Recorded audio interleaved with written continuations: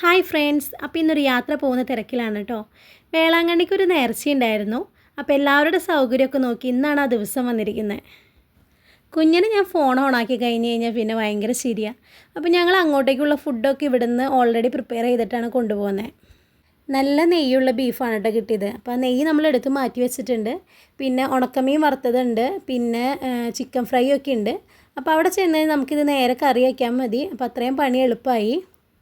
അവിടുത്തെ ഫുഡൊന്നും നമുക്ക് പറ്റില്ല. അപ്പോൾ ഞങ്ങൾ പൊതുവെ വേളാങ്കണ്ണിക്ക് പോകുമ്പോൾ ഫുഡ് ഉണ്ടാക്കിക്കൊണ്ട് പോവുക ചെയ്യാറ്. അപ്പോൾ ഞങ്ങൾ തൃശ്ശൂർ റെയിൽവേ സ്റ്റേഷനിൽ നിന്നാണ് ട്രെയിൻ കയറണേ. ഏകദേശം ഒരു 12 മണിക്കൊക്കെയാണ് ട്രെയിൻ വന്നത്. ട്രെയിനിൽ കയറി പിന്നെ നല്ലൊരു ഉറക്കമൊക്കെ അങ്ങോട്ട് പാസ്സാക്കി. പിന്നെ ബാക്കിയുള്ള വീഡിയോസൊന്നും എടുക്കാൻ പറ്റിയില്ല കേട്ടോ. അങ്ങനെ ഞങ്ങൾ വേളാങ്കണ്ണിയിലൊക്കെ എത്തി. അടുത്ത പരിപാടി എന്ന് വെച്ച് കഴിഞ്ഞാൽ റൂം തപ്പലാണ്. നല്ല ചൂടായിരുന്നു വേളാങ്കണ്ണിയിൽ. അതുകൊണ്ട് തന്നെ AC ഇല്ലാത്തൊരു റൂമിനെ പറ്റി ചിന്തിക്കാൻ പോലും നമുക്ക് പറ്റില്ല. അങ്ങനെ ഞങ്ങൾ 2 റൂമൊക്കെ എടുത്തു. ഏകദേശം ഒരു ഉച്ചയായപ്പോഴാണ് ഞങ്ങൾ അവിടെ എത്തിയത്. അതുകൊണ്ട് തന്നെ ചോറ് മാത്രം നമുക്ക് വെച്ചാൽ മതി. ബാക്കി എല്ലാ കറികളും നമ്മുടെ കയ്യിലുണ്ടായിരുന്നു. അപ്പോൾ ചോറ് വേവണ ഗ്യാപ്പിൽ ഞങ്ങൾ വേഗം ചായ ഇട്ടു.